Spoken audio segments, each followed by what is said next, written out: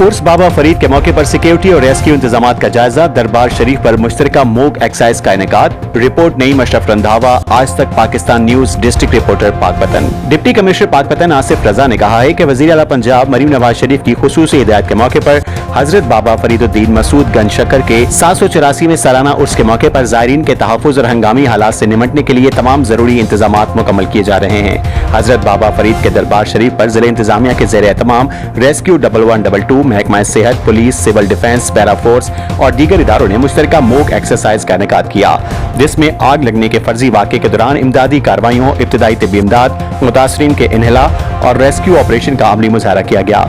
Deputy commissioner Asif रजा का कहना था कि बड़े मजहबी इज्तिमा के दौरान इदारों की तैयारी और बाहमी राब्ताकारी को जांचने के लिए ऐसी मशकें इंतहाई जरूरी हैं, ताकि किसी भी नागहानी सूरत हाल में फौरी और मुअस्सर रद्द-ए-अमल यकीनी बनाया जा सके। मूक एक्सरसाइज की निगरानी additional deputy commissioner revenue Abgeen Khan ने की।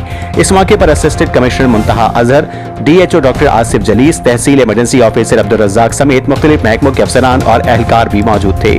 Additional deputy commissioner revenue Abgeen Khan ने कहा कि उर्स के दौरान ज़ायरीन को महफूज माहौल और बेहतरीन सहूलियात की फराहमी के लिए तमाम मुताल्लिका इदारे मुकम्मल तौर पर अलर्ट हैं और अपनी जिम्मेदारियां भरपूर अंदाज में अंजाम दे रहे हैं। आज तक पाकिस्तान न्यूज, खबर सच के साथ।